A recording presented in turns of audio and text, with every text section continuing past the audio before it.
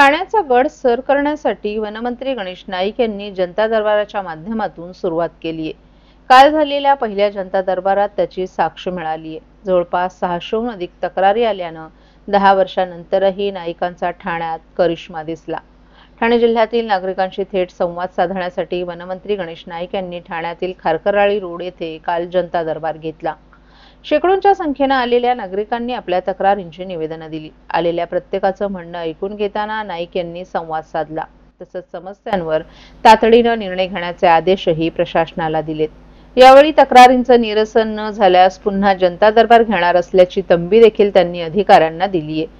त्यामुळे अनेकांच्या चेहऱ्यावर समाधानाचे भाव दिसून आले। यावेळी जिल्हाभरातून मोठ्या संख्येने आलेल्या नागरिकांनी आपली कैफियत मांडली। यामध्ये शिवसेना ठाकरे गटाचे दीपेश म्हात्रे, शरद पवार गटाचे अमित सरैया यांनी नाईक यांची भेट घेतली। ठाण्याचा गड सर करण्यासाठी वनमंत्री गणेश नाईक यांनी जनता दरबाराच्या माध्यमातून सुरुवात केली आहे।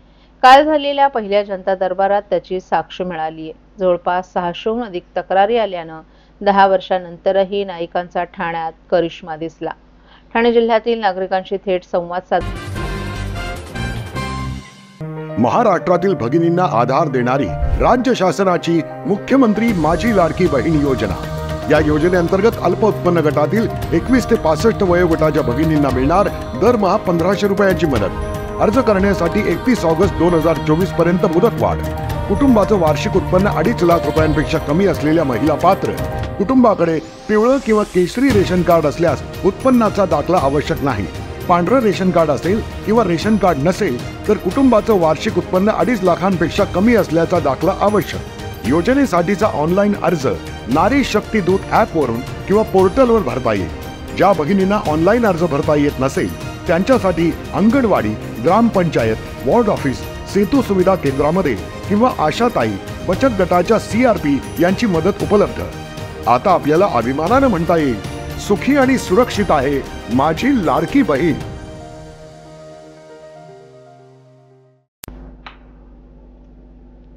ऐतिहासिक अशा कोपणेश्वर मंदिराचा मेकओव्हर गेल्या 2 वर्षांपासून रखडलाय। तत्कालीन मुख्यमंत्री एकनाथ शिंदे यांनी 1.5 वर्षांपूर्वी या मंदिराच्या जीर्णोद्धारासाठी निधी उपलब्ध करून देण्याची घोषणा केली होती। मात्र मंदिराच्या जीर्णोद्धाराचा डमरू अद्याप वाजला नसल्यामुळे मिंद्यांनी केलेली घोषणा बंबम बोले ठरली आहे। मंदिराचा जीर्णोद्धार करण्याच्या आश्वासनाचं काय झालं असा सवाल शिवभक्तांकडून उपस्थित केला जाऊ लागलाय। देशभरात उद्या महाशिवरात्री मोठ्या उत्साहात साजरी होणार असल्यानं कोपणेश्वर मंदिराच्या रखडलेल्या जीर्णोद्धाराचा प्रश्न चर्चेत आलाय। ठाण्यातील कोपणेश्वर मंदिराचा जीर्णोद्धार करण्याच्या दृष्टिकोनातून हालचाली सुरू झाल्या होत्या। त्यानुसार ऑक्टोबर 2023 मध्ये जिल्हाधिकारी अशोक शेणगारे यांनी ठाणे महापालिकेचे तत्कालीन आयुक्त अभिजित बांगर यांनी मंदिर परिसराची पाहणी केली होती। मंदिराचं ऐतिहासिक महत्त्व लक्षात घेऊन आराखडा देखील तयार करण्यात आला। त्या आराखड्यात वास्तुरचनाकारांशी चर्चा करून मंदिराचं स्ट्रक्चरल ऑडिट करण्यात आलं। तसंच माती परीक्षणही करण्यात आलं। या कामाची जबाबदारी महापालिकेच्या माध्यमातून पूर्ण करण्यात येणार होती। तसंच मंदिराचं ऐतिहासिक आणि धार्मिक महत्त्व लक्षात घेऊन या मंदिराचा जीर्णोद्धार, मंदिर परिसराच्या सुशोभीकरणाचा संकल्प पालिका प्रशासनानं केला होता। मात्र 2 वर्ष उलटली तरी सभामंडपाचं काम पूर्ण झालं नसल्यानं ठाणेकरांमध्ये नाराजी पसरली आहे। मुख्य मंदिराचं डिझाईन, त्याचं ऐतिहासिक महत्त्व आणि मंदिराच्या नवीन गाभाऱ्याचा परिसर, मंदिराचा कळस, सभामंडपाची व्याप्ती, वास्तुविशारद नेमणं तसंच निधीच्या उपलब्धतेबाबत राज्य सरकारशी चर्चा करण्यात येणार होती। दरम्यान मंदिरासाठी जवळपास 4 कोटींचा निधी राज्य सरकारकडून देण्यात येणार होता। मात्र हा निधी लालफितीत अडकला असल्याचं बोललं जात आहे।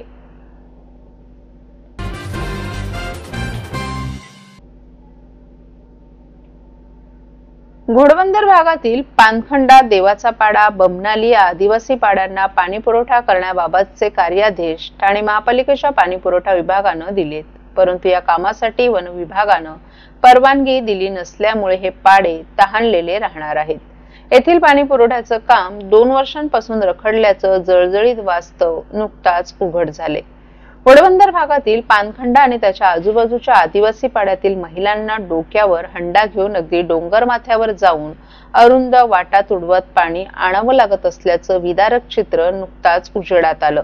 ठाणे महापालिकेच्या पाणी पुरवठा विभागाने याची दखल घेतली। माजी आयुक्त अभिजित बांगर यांच्या कार्यकाळात या भागाची तहान भागवण्यासाठी 88 लाखांचा खर्च करण्याची निविदा मंजूर केली होती।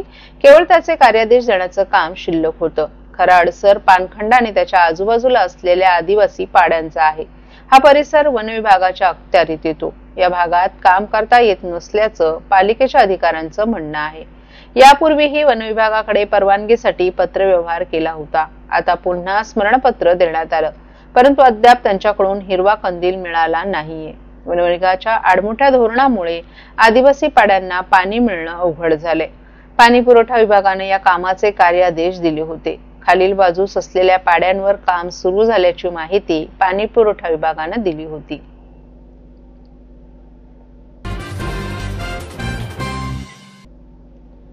अपंग असलेल्या मुलीची तिच्याच आई आणि आजीनं हत्या केल्याचा धक्कादायक प्रकार ठाण्यात उघडकीस आलाय। या प्रकरणी मुलीच्या नातेवाईकांनी पोलिसांकडे तक्रार केली आहे। आई आणि अनोळखी महिला या मुलीचा मृतदेह घेऊन जातानाचा सीसीटीव्ही व्हायरल झालाय। या प्रकरणी नौपाडा पोलिसांनी गुन्हा दाखल केलाय।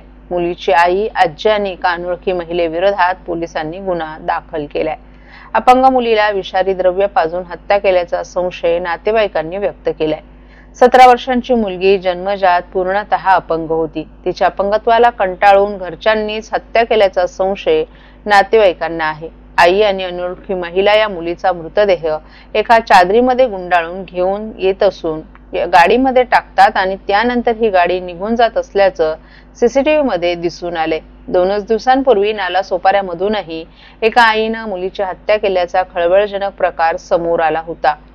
मुलगी कुमारी माता होणार असल्यामुळे इब्रतीच्या भीतीनं आईनं मुलीची हत्या केली। या हत्येमध्ये मुलीच्या लहान बहिणीनेही आईला मदत केल्याचं पोलीस तपासात समोर आलं होतं। मुलीची हत्या करून आईनं आत्महत्येचा बनाव केला होता, परंतु पोलीस तपासात या महिलेचं बिंग फुटलं।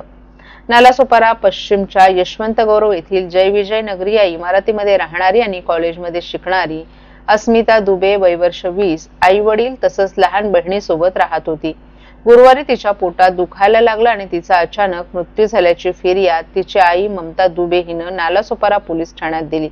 आईच्या फिर्यादीवरून पोलिसांनी अकस्मात मृत्यूची नोंद केली आहे। सुरुवातीला अस्मितानं जीवन संपवल्याचं तिच्या आईनं सांगितलं।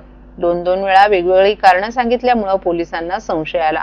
अस्मिताचा चेहराही सुजलेला होता, तसंच दोन्ही हातांवर चावा घेतल्याचेही व्रण होते। त्यामुळे पोलिसांनी मृतदेह शवविच्छेदनाला पाठवला। शवविच्छेदनामध्ये अस्मिताचा मृत्यू गळा आवळून झाल्याचं निष्पन्न झालं होतं।